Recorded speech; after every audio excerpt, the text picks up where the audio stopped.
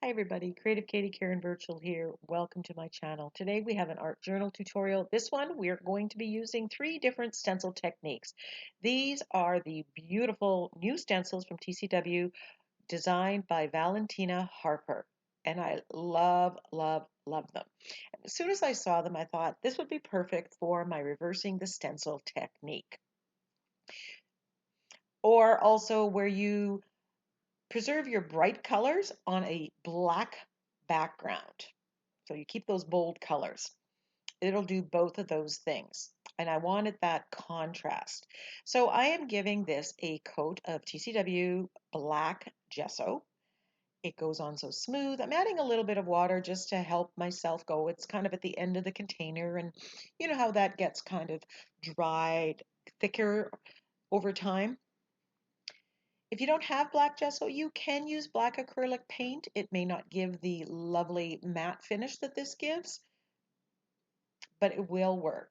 So after giving that a good dry, I have selected this Felicia Daisy stencil, again by Valentina Harper, and there will be the names below, and there's a TCW Shopify link where you can go and get the new stencils. They typically aren't on Amazon right off the bat. So I've taped it down to keep it in place. Now I'm coming in with white gesso on a makeup sponge. You want to tap it into the gesso, tap it off, and work it into the sponge where you don't see globs of paint, and then apply it. And know full well that you're probably going to do more than one coat. Now, if I get it more opaque, that will take future color differently. And so that's going to add to the variations that are going to make the petals stand out. I love the detail work that Valentina puts into these stencils.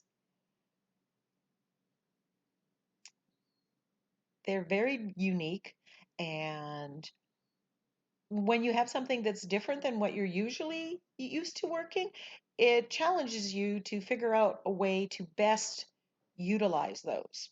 And so that's what this page was about, exploring this stencil or her types of stencils and figuring out ways to make them really shine in my art journaling or mixed media pieces. So I'm going over, I'm letting it dry in between, just kind of doing a sneak peek. Now, don't worry about whether if you get some over the edge, because you can come in, just like I did there, with some black gesso and just paint over it and get rid of any imperfections if they bother you.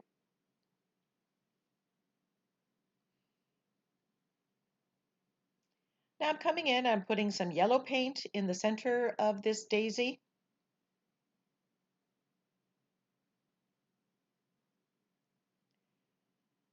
And then I'm selecting my colors for this, and I'm going with quinacridone magenta. I was going to put some deep violet in there or some purple, but I'm making this up as I go. Remember, you don't need to know everything when you start, just start. And then I mix in some orange, and I'm liking the look of when the quinacridone magenta and the orange mix. And so I kind of evolve into mixing it right on the sponge. So I'm tapping into the quinacridone magenta and the orange and stenciling the entire petal instead of getting that line there. I'm blending and painting as I go. And I'm not trying to make every petal be the exact color. In fact, I want to build up. I want to make for some variation because that makes the page in my opinion.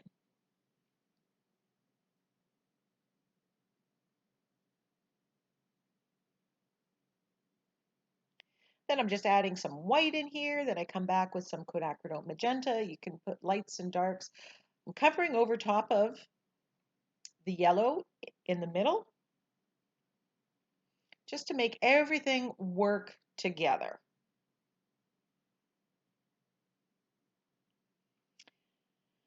Now I'm stamping through the stencil. Valentina's stencils, especially the 12-inch ones, there's lots of open space in them. And that is perfect for this process where you stamp with a small scale stamp through the stencil. And I'm just using archival ink through the stencil. The ink comes off the stencil, doesn't damage it in any way, even if it didn't.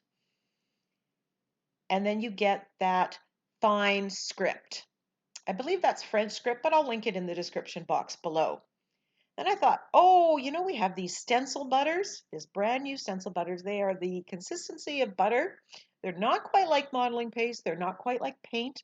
They go on smooth and they are so bright.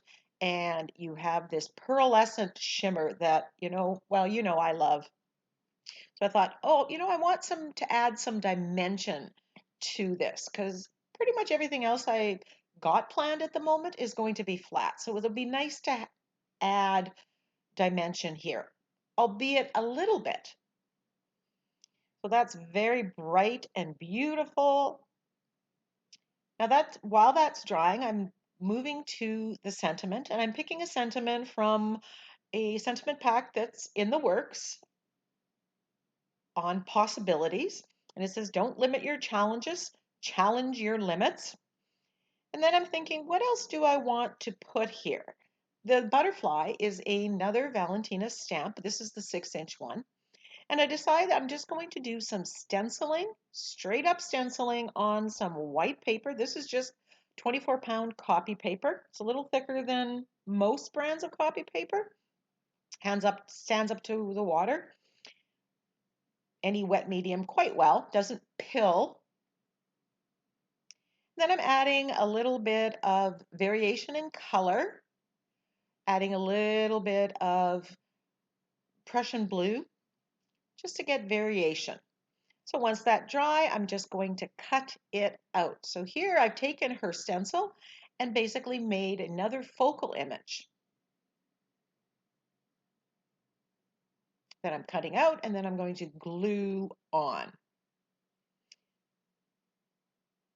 I could have left I did leave the white border on. I could have cut that off. It just occurs to me now, and that would have made it a little bit smaller. So I'm edging this with black just to get rid of the stark whiteness. I have a black background there, so I don't want it to be so terribly stark. And just a reminder, at the end, I have my technique cards, and I will do a full recap of all the techniques that I use. And I'm just playing with the orientation. How do I want to put this? So, as usual, when I have a sentiment that's script, I do this lazy man's fussy cutting, where you have kind of the white bubble around it, but you get rid of a lot of that excess white.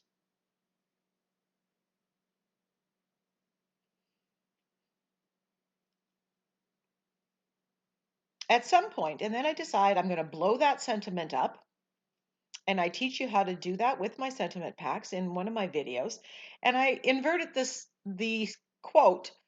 Fortunately, I think it works both ways, but I didn't realize that I had done that till the end.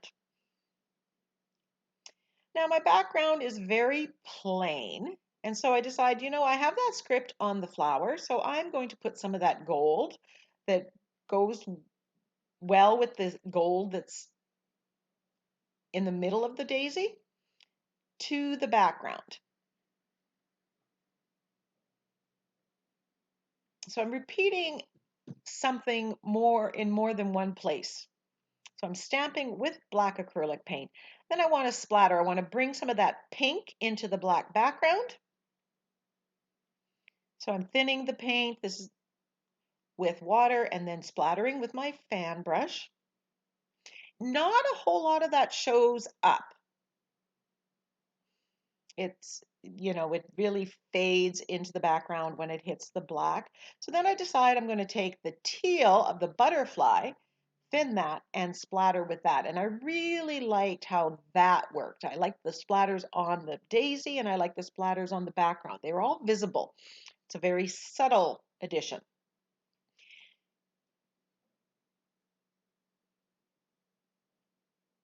And after splattering, make sure you take the time to let it dry.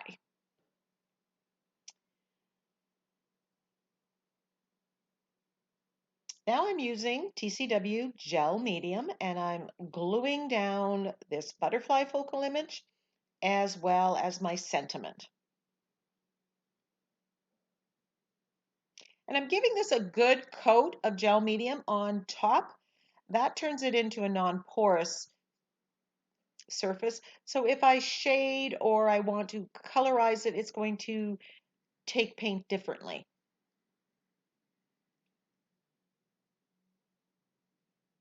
And it's matte finish. That means it's not, when there's that halo around it, where you can see I went into the background. That dries perfectly matte. It doesn't shine when it's dry. And typically I don't varnish or seal my pages in any way. Now I wanted this to look a little less stark, so I am shading it with black acrylic paint and my floating acrylic technique. I say it's because I use it all the time. I did not create that technique, but I do have a video that shows how to do it.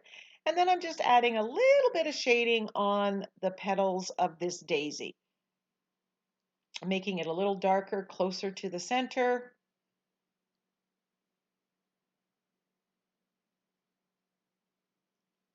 And I admit, right now in my head, I'm not exactly sure about this. It doesn't look quite done. It doesn't look quite right just yet in my head. But I'm continuing on. I'm trying one thing, I'm trying another, just to see where can I take this? What can I make? How can I make this work? I'm taking off the tape. That just gives me that straight edge and keeps any of the gunk out of the coils. And now I'm using my fine line applicator bottle, which has gold paint that has been thinned. I'm just edging it. Again, I have the gold in the background. And I'm thinking at this point that this is my last step. I'm not 100% happy with it. There's something about it that I do not like. It's not quite right yet in my head, but I'm thinking I'm done. In fact, I take pictures and I get the video ready to edit, and then I go to bed and I wake up in the morning and I decide, you know what, I'm going to try to make this better. So I grab my fine line bottle and I'm outlining the petals of the daisy. Now, what this does is introduces white to that side of the page. So it's balancing out the white that's in the butterfly, the white that's around the sentiment with the daisy. So they are all working together. They have similar components. And I like that look. I think that makes it work together better. I'll put a link in the iCards to the video where I show how I mix the paint for my fine line applicators and how I clean those bottles. Now the butterfly, I'm introducing the black into the butterfly just for the same reason that I wanted the white on the daisy. This time though, because it's smaller scale, I'm using my black Secura glaze pen, which I love. It's dimensional and it's glossy. So it's adding another element to it, and I'm just going around all these wonderful details that Valentina put into her stencil. So if you like doodling, Valentina's stencils are great. So it works really great for the reversing stencil technique and for outlining.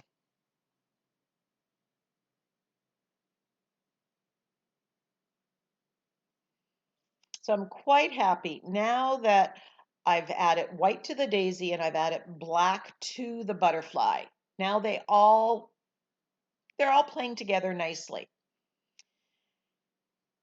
Now I noticed that some of my stencil butters seeped under the stencil.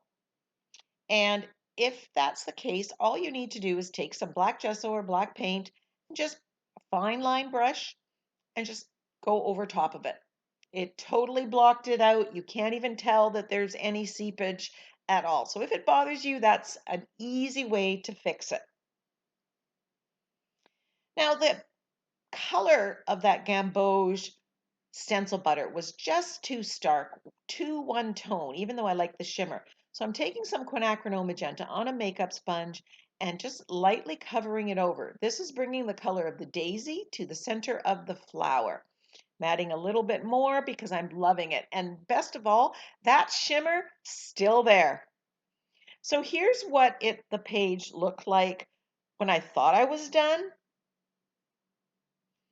And here's what it looked like after I did the line work and added the color to the stencil in the middle. I like it better. So here's the recap. We started with the reversing the stencil technique, stencil technique number 1. We did modeling paste through the stencil, number 2. We stamped and or stenciled. We stamped through the stencil, we stenciled with it. Actually, there's 4 stencil. We splattered the whole page and then we shaded. Then I did the line work with the fine line applicator. Thank you so much for sticking with me. I guess an art journal page isn't over till it's over. Thank you for joining me. Follow me on Instagram, give me a thumbs up, leave me a comment. Now go get creative.